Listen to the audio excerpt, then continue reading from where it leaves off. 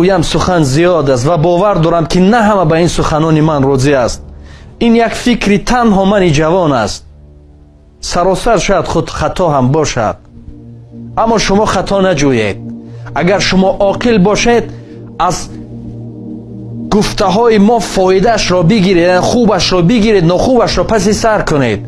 ما یک بسیار وی ناجور داریم، همین یک سلفان همین ساده کرده فهمانیم. اگر همین سیموچکه هم گیریم خورده بمزه یک تاش فچکی آمده همین وی بود است ده. همین قدر سخن میکنی بر فایده یک ذره همین آدمی یگون کلمات درست میشه، یگون تلفظ درست میشه. با در همون نوشتجات خدا نکنه که یک حرف را نمانی. تمامی برآمد ما یک سو میگن نوشته نمیتونی با گپ میزنی. این چیزها رو پرتوید، عاقل شوید، چیزهای خوب رو بگیرید، چیزهای ناخوب